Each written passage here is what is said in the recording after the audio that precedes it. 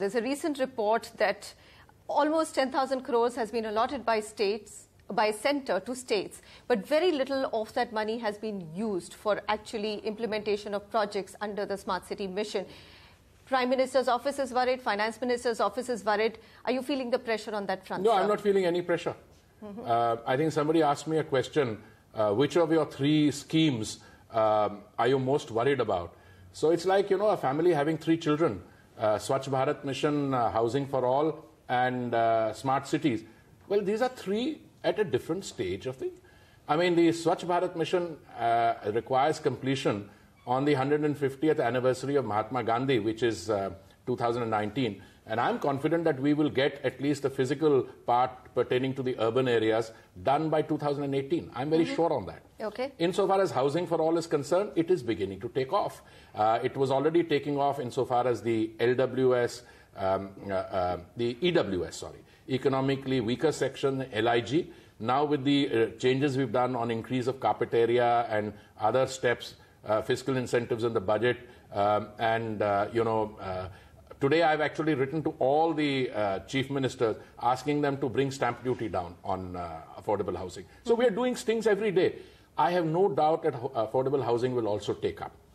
But there is an unsold inventory. That inventory is due to, again, malpractices. I mean, people have been getting buyers to sign one-sided contracts. RERA will clean that out, but you have to be patient. Now your issue on smart cities. It's absolute common sense, and I think you have to subject this whole thing to the doctrine of common sense.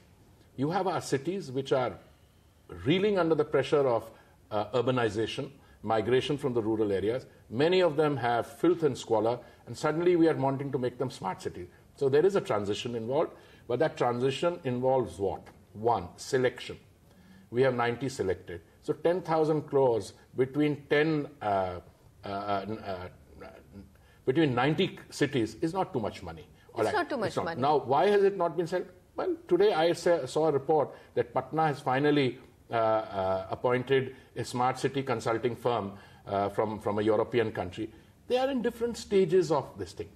Very soon I'm setting up individual committees to acquire, to advise on the cultural components of smart cities.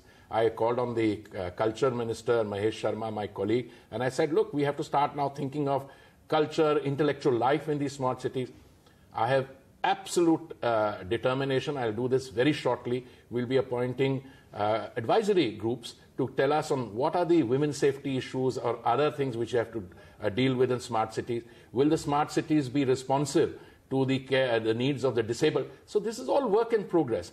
Now, if you start a project, a year or so ago, and then you expect that the physical manifestations will be available? No. I think there's some 30,000 crores of contracting which has been done. Spending money is not the criteria which I would worry about. I worked in ministries where you use that criteria. I have to see how it is being spent. Right. If the contracting has been started and it is proceeding, then I'm happy because then the money will be spent because each contract has a stage of release of funds. So my answer to you is no, I am not under pressure. What I would like to ensure is through the consultations which we are having with each state government. We normally try to do 1 or 2 a month, but other pressures. We did one for the Northeast. They are very keen to have another city from the Northeast included in the remaining 10. It is working. It is working.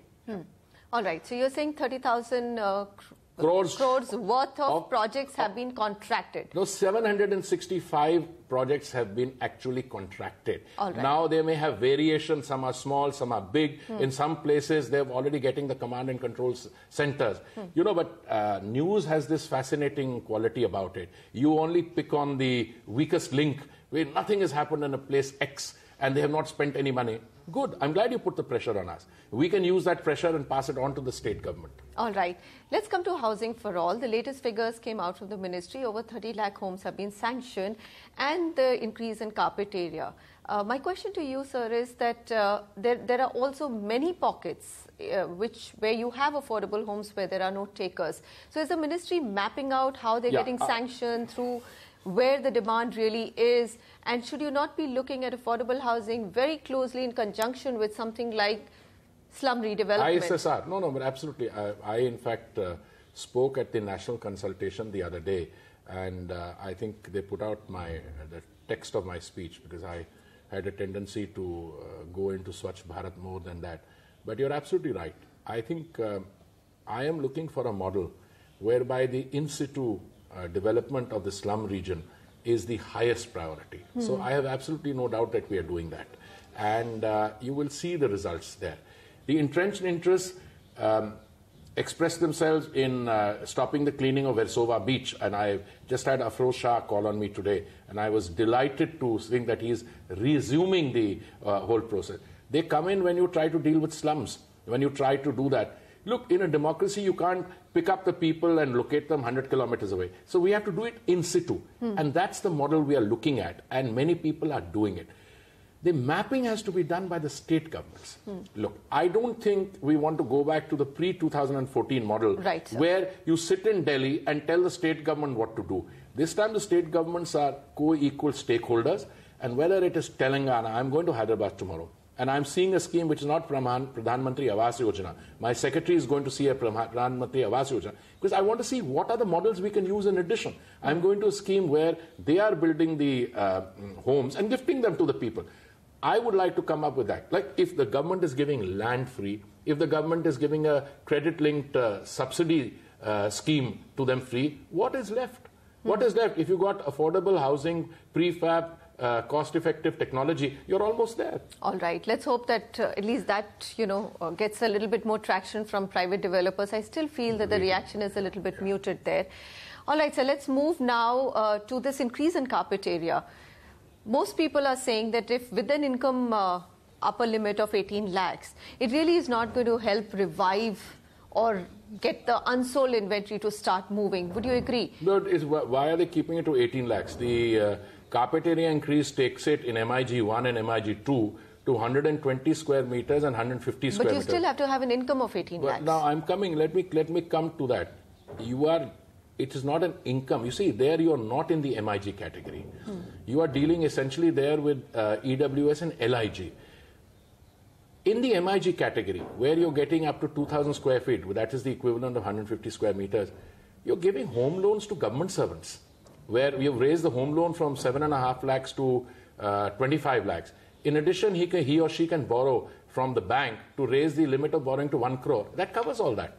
All the units which are unsold there, provided they've not already been sold. You can't come back to the government and say, now I'm applying for Pradhan Mantri Awas Yojana. So I think that category covers it very fully. So you're confident it will restart the housing market? 100%. Well, you read the reactions from the people.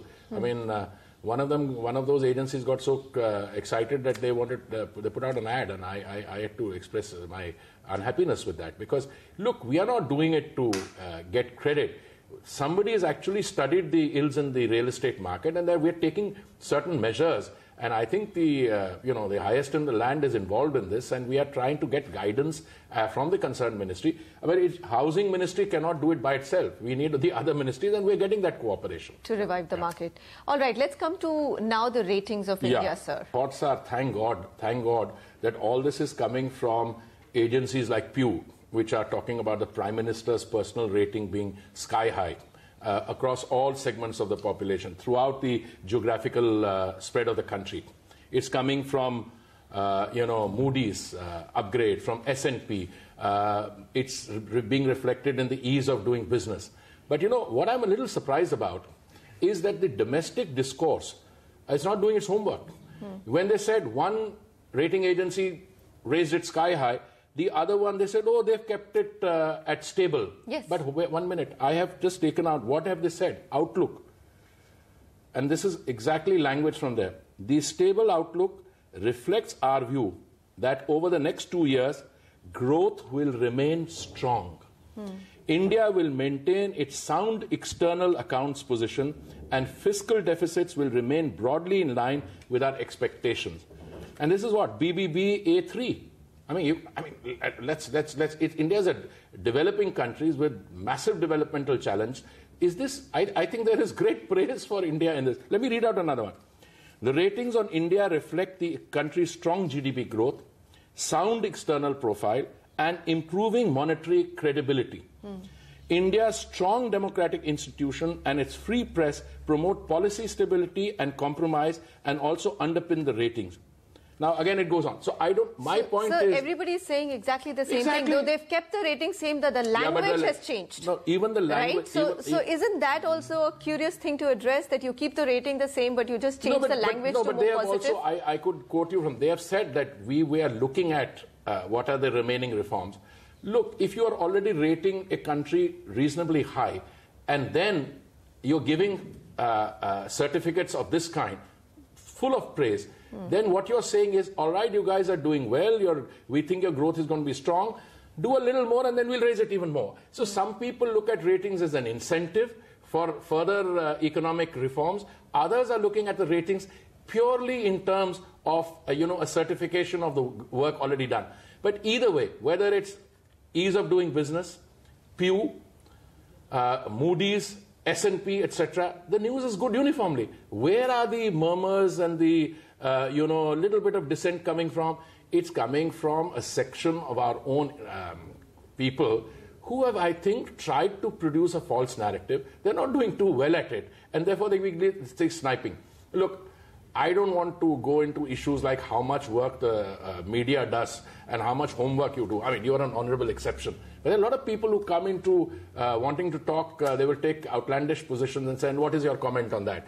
I mean, I wish I were not a public servant and I would really share my views on what I think about them. All that. So thank you very much for speaking to us on a wide variety of issues. Thank you.